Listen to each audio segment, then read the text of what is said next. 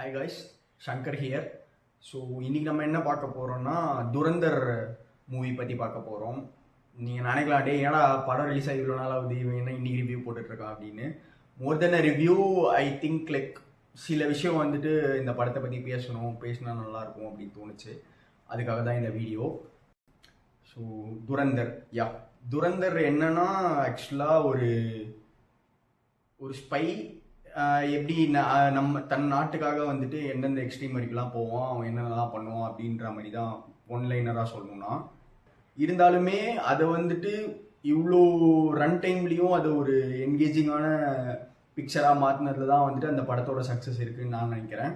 Right from the first scene அவங்க வந்து கதைக்குள்ளே எடுத்துகிட்டு போயிடுவாங்க. இதுதான் கதை, இந்த மாதிரி தான் இருக்க போகுது அப்படின்ற மாதிரி அந்த இன்டென்சிட்டி லெவலை வந்து கிரியேட் பண்ணிடுவாங்க.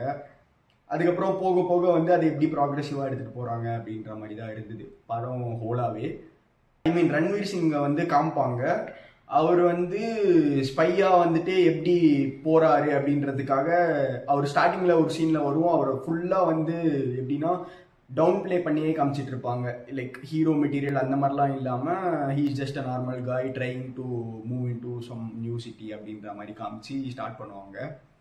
அதுவே நல்லா லைக் ஒரு பேஸ் செட் பண்ணுறதுக்கு கரெக்டான ஒரு அப்ரோச் மாதிரி எனக்கு தோணுச்சு. ஸோ அப்படியே படம் நகர இப்போ எப்படி இருந்ததுன்னா, ஃபர்ஸ்ட் வந்து ரன்வீர் ஸ்பைன்றவன் இப்போ எப்படின்னா நமக்குள்ளேயே சுற்றிட்டு இருப்பான். இப்போ எனக்கு பக்கத்துலேயும் இருப்பான், உனக்கு பக்கத்துலேயும் இருப்பான், ஸ்பைன்றதே தெரியாது அப்படின்ற மாதிரி ரொம்ப லோ ப்ரொஃபைல் மெயின்டைன் பண்ணிட்டு அந்த மாதிரி. ஸோ ஜென்ரலாக வந்து ஒரு ஸ்பைக்கு என்னென்ன கேரக்டரிஸ்டிக்ஸ் இருக்கணுமோ அது வந்து அவ்வளோ சூப்பராக வந்து ரன்வீர் வந்து ஹேண்டில் பண்ணியிருக்காருன்னு தான் சொல்லணும். லிட்டரலாக வந்துட்டு கதையில் வந்துட்டு ஒரு பாயிண்ட் வரைக்குமே வந்துட்டு எப்படின்னா like okay he is also there in ஏதோ ஒரு ஹீரோ, பெரிய ஹீரோ அந்த மாதிரிலாம் வந்து ஃபீல் பண்ண வைக்காம கதைக்கு என்னென்ன பண்ணணுமோ அந்த மாதிரி வந்து பண்ணிட்டு அவர் வந்து செம்மையாக பர்ஃபார்ம் பண்ணியிருந்தாருன்னு தான் சொல்லணும். அடுத்து இந்த படத்தோட மெயின் முக்கியமான ஹீரோவே வந்து அக்ஷய் கண்ணா தான். அவர் தான் வந்து எல்லாரோட ஆக்டிங்கையும் வந்து தூக்கி சாப்பிட்டு போயிடுவார். அவர் எப்படின்னா அந்த இடத்துல ஒரு பெரிய ஆளாக இருப்பார் அப்படின்ற மாதிரி ஸ்டோரியை வந்து ஃபார்ம் பண்ணுவாங்க. ஸோ அதுக்கப்புறம் என்னன்னா எப்படி வந்துட்டு அக்ஷய் கண்ணாக்கும் ரன்வீருக்கும் வந்துட்டு ஒரு பாண்டு கிரியேட் ஆகுது. இந்த மாதிரி ஸ்டோரி வைஸாகவே நரேஷன்ஸில் வந்து நிறைய இன்சிடென்ட்ஸ்லாம் காமிச்சு கொஞ்சம் பொறுமையாக எடுத்துகிட்டு போவாங்க. நிறைய பேர் நினைக்கலாம், என்னடா இது படத்துல ஹீரோ ரன்வீர்ன்றாங்க, ஆனால் அக்ஷய் தானே சூப்பராக பண்ணியிருந்தாரு அப்படின்னா. But that was the whole point அப்படின்ற மாதிரி தான் இருந்தது. ஏன்னா அவரோட கேரக்டருக்கு அவர் அப்படிதான் இருக்கணும். ஸோ அதை அவர் வந்து ரொம்ப கரெக்டாக பண்ணியிருக்காருன்னு தான் நான் சொல்லுவேன். அதனால தான் வந்து நமக்கு இப்படி ஃபீல் ஆயிருக்கு. So whatever he did for that role is truly justified இந்த மாதிரி நம்ம நினைக்கிறப்ப அப்படின்னு சொல்லலாம். இன்னொன்று என்னன்னா, அக்ஷய் கண்ணா வந்துட்டு தில் சாகத்தாயே அந்த படத்தில் பார்த்துருக்கேன். அதுக்கு மேலே எனக்கு அவரை பற்றி பெருசாக தெரியாது. ஆனால் இந்த படத்தில் மனுஷன் செம்மையாக ஆக்ட் பண்ணியிருப்பாரு. ஒரு சீனும் அப்படியே ஆரா ஃபார்மிங் பண்ணிட்டு இருந்தாருன்னு தான் சொல்லணும். ஒரு சீன்லலாம் லிட்டரலாக வந்துட்டு ஸ்டேஜ் மேலே ஏறி ஃபுல்லாக பீப்புள் இருப்பாங்க, எலெக்ஷனுக்காக ஒரு பேசணும், ஒரு டைலாக் மாதிரி. ஸோ அந்த சீன் செட் பண்ண விதம் அதெல்லாம் வந்து இன்னும் கண்ணிலே நிற்கிது. அவ்வளோ சூப்பராக பண்ணியிருந்தாங்கன்னு தான் சொல்லணும். அவர் ஒரு பக்கம் இப்படி இந்த மாதிரி. ஸோ கேஸ்டிங் வைஸாகவும் வந்து படம் சூப்பராக இருந்தது. செட்டு இந்த ஆர்ட் டைரக்ஷன் வைஸ்லாம் ரொம்ப ரியலிஸ்டிக்காக எவ்வளோ முடியுமோ அவ்வளோ பண்ணிட்டாங்கன்னு தான் சொல்லணும். ஏன்னா அப்படிதான் இருந்தது படம் ஓவராலாகவே. அதுக்கப்புறம் சாரா வந்துட்டு நம்மளாம் தெய்வ திருமகளில் விக்ரமோட பொண்ணாக பார்த்துட்டு இதில் பார்க்குறதுக்கு கொஞ்சம் ஆடாக தான் இருந்தது. பட் தேங்க் காட் அந்த அளவுக்கு எதுவும் பெருசாக ரொமான்டிக் சீன்ஸ்லாம் படத்தில் எதுவும் இல்லை.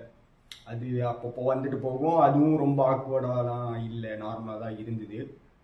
அதுக்கப்புறம் ஒரு சில ஹாரிபிள் இன்சிடென்ட்ஸ்லாம் வந்துட்டு வேற ஒரு பெர்ஸ்பெக்டிவ்ல காமிச்சிருந்தாங்க படத்துல. நம்ம ஒரு பெர்ஸ்பெக்டிவ்ல அதை பார்த்துட்டு போகிறோம்னாலா, ஸோ அதை இன்னொரு பெர்ஸ்பெக்டிவ் வந்து பார்க்குறப்போ எப்படி இருக்கு அப்படின்ற ஒரு கான்செப்ட் இருக்குல்ல, அதையும் நல்லா பண்ணியிருந்தாங்க. அண்ட் படத்துலயே வந்துட்டு ரொம்ப ஹாண்டிங்காக வந்துட்டு ஒரு சீன் இருக்கும். லைக் வந்துட்டு படம் பார்த்து அவங்களுக்கு தெரிஞ்சிருக்கும். அந்த ஒரு ரெட் ஸ்க்ரீன் மாதிரி போட்டு ஒரு நரேஷன் மாதிரி போகும். அது வந்து ரொம்ப ஸ்பைன் சில்லிங்காக இருந்தது. எப்படி என்னடா இது இப்படிலாம் நடந்திருக்கு.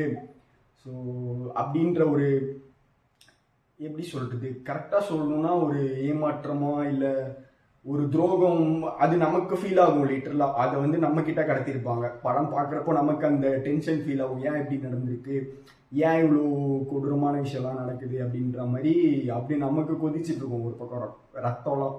ஸோ அந்த மாதிரி இருந்தது. எனக்கு படத்துல ரொம்ப வந்து ஆச்சரியப்படுத்தின விஷயம் என்னன்னா, என்னடா இவனுக்கு உண்மையாவே பாகிஸ்தானுக்கு போய் ஷூட் எடுத்திருக்கானுங்க போல அப்படின்ற லெவலுக்கு வந்து செட்ஸ்லாம் வந்து போட்டு அது எப்படி பண்ணியிருந்தாங்கன்னே எனக்கு தெரியல. அவ்வளோ சூப்பராக இருந்தது, அவ்வளோ கன்வின்சிங்காக இருந்தது. அவங்க ஸ்டோரி செட் பண்ண விதமாக இருக்கட்டும், அதுக்கு பின்னாடி அவங்க அவ்வளோ ஹார்ட் ஒர்க் பண்ணியிருக்காங்கன்றது நமக்கு படத்தில் பார்க்குறப்ப தெரியுது. அந்த அளவுக்கு எக்ஸ்ட்ராடனரியாக இருந்தது அப்படின்னு தான் சொல்லணும். அதுக்கப்புறம் நீங்கள் பார்த்தீங்கன்னா பேஸ்ட் ஆன் ட்ரூ இன்சிடென்ட்ஸ்னு வர ஸ்டார்டிங்லேயே சொன்னதுனால அந்த இம்பேக்ட் வந்துட்டு இப்போ நார்மலாக ஒரு சீனாக இருந்தாலுமே அதுக்குள்ளே நம்ம ஆஹா இதெல்லாம் உண்மையாக நடந்திருக்கும்ல அப்படின்ற மாதிரி நம்ம யோசிப்போம்ல. அது வந்துட்டு அது ஒரு அடிஷ்னல் எலிமெண்ட்டாக தான் வந்து இருந்தது. நல்லா பண்ணியிருந்தாங்க.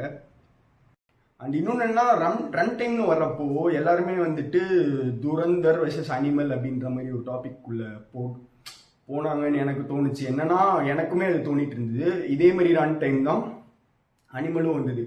ஆனால் சொல்ல போனோம்னா அனிமல் வந்துட்டு அந்த ரன் டைம் வந்துட்டு இட் கைண்ட் ஆஃப் ஜஸ்டிஃபைடு. ஏன்னா வந்துட்டு நிறைய பிட்ஸ் அண்ட் பீசஸ் இருக்கும், ஒரு டைனமிக்ஸ் வந்து மாறிட்டே இருக்கும் ஒரு சீனுக்கும். ஆனால் அந்த மாதிரி படத்தை வந்து அவ்வளோ ரன் டைம் வச்சு பார்க்க வைக்கிறது ஒரு ஆர்ட் அப்படின்னா, அப்போ இந்த மாதிரி படத்தை அதுவும் அந்த ரன் டைமில் வச்சு எடுத்தது வந்து இன்னும் எக்ஸ்ட்ராடினரி லெவல் ஆஃப் ஒர்க்கிங் அப்படின்ற மாதிரி தான் சொல்லணும். இந்த படத்தில் வந்து எல்லாமே ஸ்ட்ரெயிட் ஃபார்வர்டாக இருக்கும், ஒன்றும் பெருசாக டீவியேட்லாம் ஆகாது. கதைனா கதைக்குள்ளே அப்படியே ஸ்டோரிக்குள்ளே தான் ஃபுல்லாக போவாங்க. ஆனால் அப்படி இருந்துமே வந்துட்டு இந்த படம் சூப்பராக ஒர்க் அவுட் ஆயிருந்தது அந்த ரன் டைமுக்கு. ஸோ அதுவும் ஒரு பெரிய விஷயம் இந்த படத்தில். ஆனாலுமே வந்துட்டு லைக் எப்படி சொல்கிறது, உடனே இந்த 3.5 hours பாயிண்ட்டை நம்ம சொன்னோம்னாவே ஜென்ரலாக என்ன சொல்லுவாங்கன்னா, எப்படி அவ்வளோ பெரிய படம் நமக்கு எப்படி அவ்வளோ நேரம் இருக்க முடியும்னு தெரில. அதுவும் இல்லாமல் இப்போ இருக்கிற ஜென்ரேஷன் வந்து ரீல்ஸ் பார்த்து சுற்றிட்டு இருக்காங்க, ஸோ ஃபோக்கஸ் பண்ணி உட்கார வைக்க முடியாது அப்படின்ற மாதிரிலாம் நிறைய கிரிட்டிசிசம்ஸ் வரும் ஜென்ரலாக. நானுமே கூட அப்படி தான் நினச்சேன், ஏன்னா இவ்வளோ ரன் டைம் இருக்கே எப்படி இருக்க போகுது அப்படின்ற மாதிரி. ஆனால் சீரியஸாகவே சொல்லணும்னா லைக் வந்து எனக்கு ஓகே என்ன அதுக்குள்ளே முடிஞ்சிச்சா அப்படின்ற லெவலுக்கு வந்து எனக்கு இருந்தது சொல்ல போனால். ஓவராலாக yeah I am eagerly waiting for part 2 and that's it about the movie guys. Thanks.